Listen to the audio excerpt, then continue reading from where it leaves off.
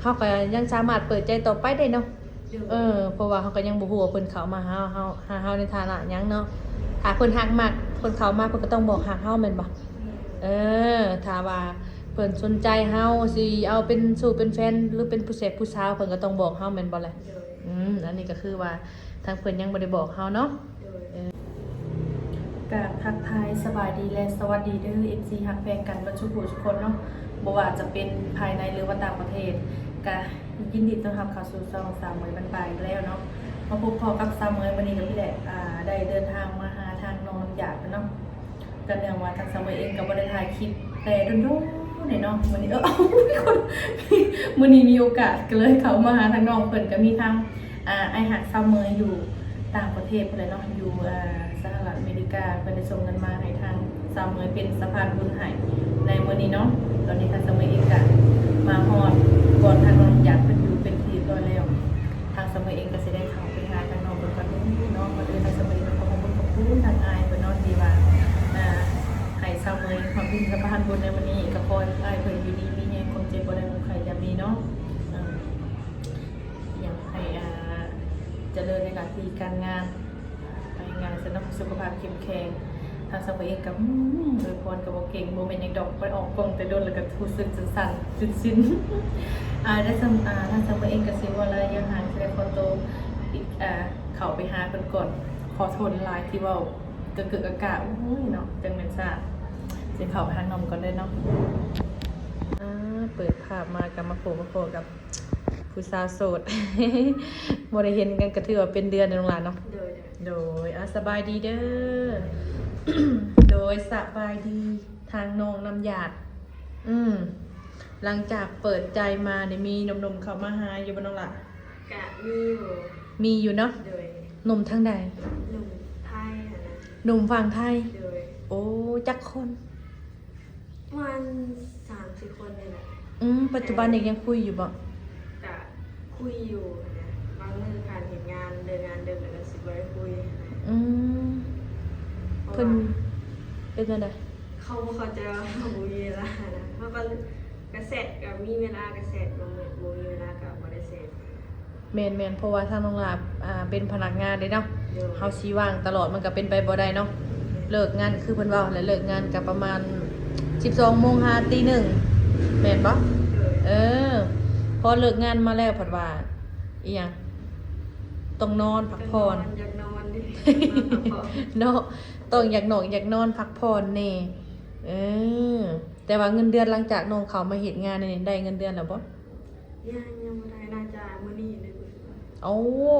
หรือสิมื้อนี้หรือมื้ออื่นมื้อนี้วันที่1เนาะโดยเพราะว่าถ้าน้องหลาเขามาเฮ็ดงานวันที่หยังก็วันที่24แต่มาเดือนนั้นฮอดวันที่1แล้วเพิ่นสิไล่ให้ย้อนเริ่มต้นใหม่ก็เลยเริ่มต้นใหม่ซะมันจะง่ายเนาะแม่นโอ้ก็คือว่าได้ในมื้อนี้ชัวร์เป็นเงินเดือนคือว่าเงินเต็มโดย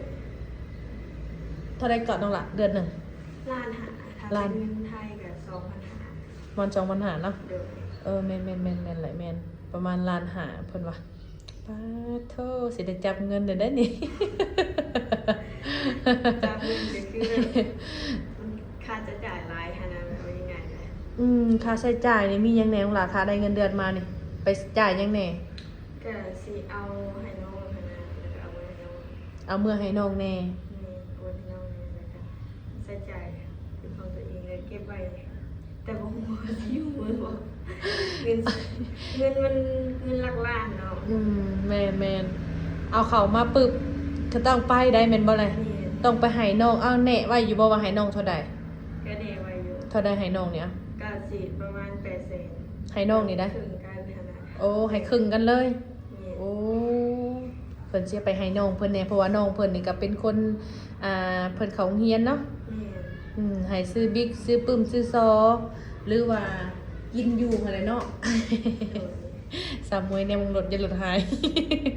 ก็คือกินอยู่อะไรเนาะปกติเลยเนาะก็ใครจะมาอยู่น้ำเพิ่นนี่ข้าวก็บ่ได้ซื้อหองก็บ่ได้เช่าเนาะเฮาก็ได้พอได้เงินเก็บใส่เฉพาะจำเป็นซื้อเครื่องฉมกสำอางบ่แบบนี้เนาะน้องหลานเนาะกินข้าวเช้าแล้วบ่มื้อนี้ยังปกติกินข้าวเช้าประมาณ10 4-5โมงวันนี้นะสิเฮ็ดเวียกแล้ว โอ้ มาเฮ็ดกินเลย คือว่าไอ้เนาะเพราะว่าทางน้องเพิ่นนี่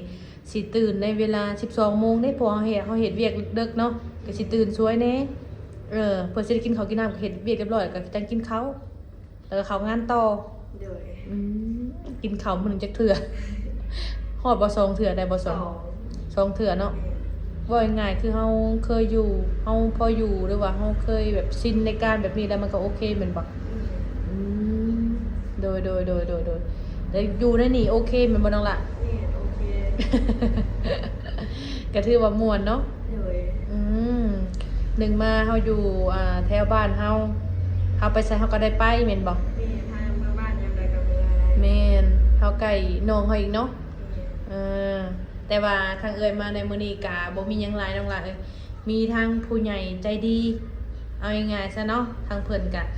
เห็นคลิปมาแหละเพิ่นอีต้นสงแบบอีดูสงสารนี่แหละอีต้นจะแน่เพราะว่าทางเจ้านี่ไปหาเงินส่งน้องเฮียนเนาะคือว่าหั่นแหละแม่เจ้าน่ะเสียน้องล่ะเนาะยังแต่พ่อเนาะ ยังแต่พ่อ เออก็คือทางพ่อเจ้านี่เพิ่นไปสร้างครอบครัวใหม่แล้วแม่นบ่ นี่ ไปแล้วก็คือทางเจ้าต้องรับภาระส่งน้องเฮียน นี่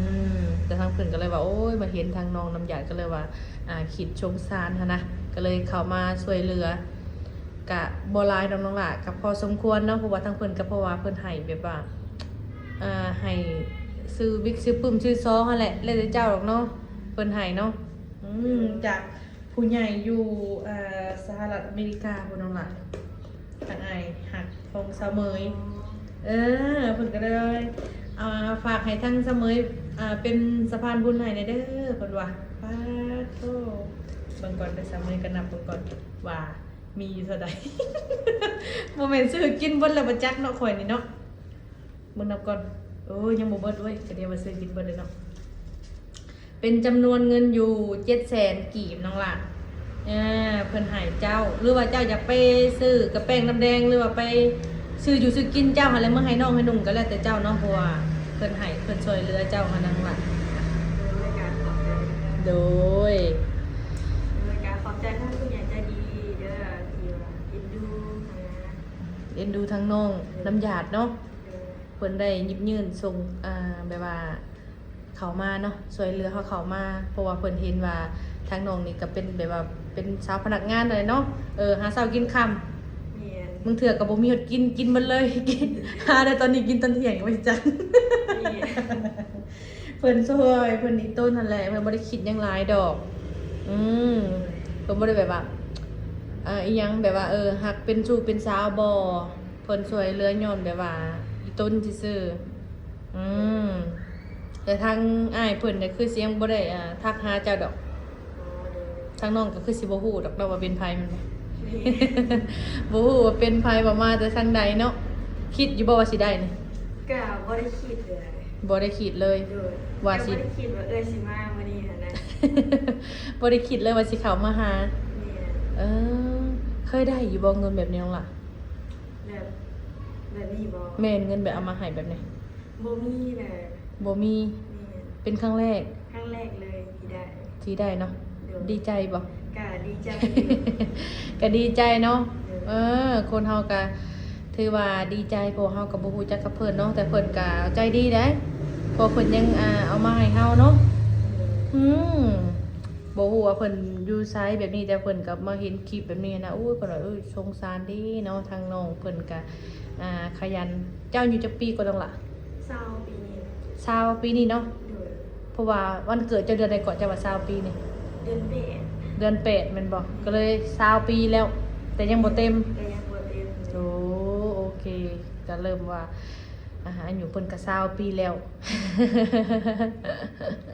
บ่ว่าน้องหลาหลังจากเปิดใจมายังบ่มีแบบผู้บ่าวพิเศษในใจอยู่บ่ ก็มีอยู่แต่มันแบบเขาบ่ฮู้ว่าเขาสิจริงใจกับเอาจังไดก็พอบ่มีเวลาบ่เรียนแต่เขาก็มั่นใจในเจ้าของว่าเขาสิแบบบ่ตัวหรือว่าบ่หลอกไผหนนาเนี่ย เอาง่ายๆคือทางเพิ่นเองนี่เพิ่นบ่มั่นใจในตัวน้องเนาะ บ่มั่นใจในเรื่องแบบว่าย่านว่าโอ้ยผู้งามปานนี้สิบ่มีสิมีแต่เฮาแบบนี้บางคนเนาะ นี่ สิทำนองนั้นบ่ นี่ อืมแล้วทั้งเจ้านี่มั่นใจตัวเองว่าบ่มีภัย มองเพราะว่าเอาแบบเอาอย่างเนาะเวลาเห็นงานกับเวลาคุยมันสิแบบบ่ตรงกันอะนะเขาจะบ่เข้าใจ โดยแม่น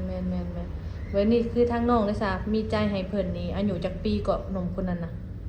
กะจังใดก็ได้แบบเฮาถ้าว่าคนที่จริงใจกับเรา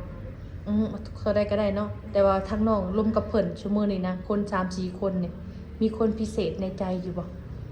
กะยังบ่มีเลยกะยังเบิ่งด้วยว่าเราแบบเข้ามาด้วยอย่างแบบด้วยใจหรือว่าสิเข้ามาแบบคุยเป็นอ้ายน้องอย่างนี้นะอ้ายน้องหากเป็นบ่ เพิ่นยังบ่ได้บอกฮักเลยแต่ละคนเนี่ย ยัง โอ้นั่นแหละสาเหตุที่แบบว่าเฮาก็ยังสามารถเปิดใจต่อไปได้เนาะ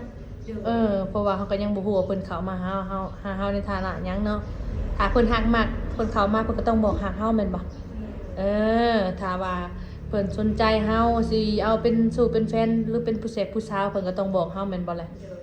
อันนี้ก็คือว่าทางเพิ่นยังบ่ได้บอกเฮาเนาะก็คือว่ายังเป็นโสดคือเก่า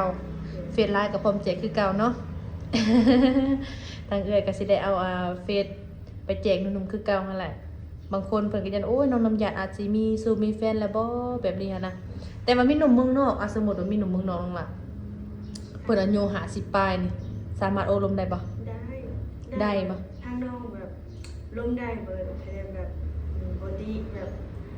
อีกอย่างว่าการอยู่กันไปของน้องมัน กันอยู่กันไป หรือว่าการที่อยู่หรือว่าตีว่าน้องยังน้อยบ่แบบนี้นะ เอาง่ายๆอย่าเพิ่นตีเฮาเนาะเพราะว่าเฮาเป็นคนยังน้อยแบบซี่ซะเนาะโยเว้าบ่ได้แล้วบางเทื่อคนเฮาน้องล่ะน้อยแต่โตหัวใจใหญ่ก็มีได้แม่นบ่แลเนาะคนเฮาเนาะก็คือว่าสถานะหัวใจของน้องน้ำหยัดก็คือว่ายังโสดคือเก่าเนาะ โดยยังโสดคือเก่า ยังโสดคือเก่าถ้าสนใจก็ทักมาได้ทางเสมอเองก็สิพร้อมแจกเฟซไลน์ของน้องน้ำหยัดคือเก่าเนาะ ทางเสมอเองก็ก่อนอื่นทางเสมอเองก็ขอบคุณทางผู้ใหญ่ใจดีเนาะถักอยู่อเมริกาเพิ่นเนาะเพิ่นได้ส่งเงินมาให้ทางเสมอว่าเป็นสะพานบุญในมื้อนี้ทางเสมอเองก็ได้เอามามอบให้ทางน้องน้ำหยัดเป็นเซตที่เรียบร้อยแล้วเนาะก็ถือว่าภารกิจตัวนี้คือว่าเสร็จเรียบร้อยแล้วทางเสมอเองก็สิว่าระยะห่างก็สิได้ขอตัวปิดคลิปก่อนน้องหลานเนาะจะได้ถ้าว่ามีโอกาสมื้อหน้ามื้อไหนก็สิมาอัปเดตให้น้องๆเพิ่นเบิ่งอีกเทื่อนึงเนาะโดยสบายดีน้องหล่ะโดยสบายดี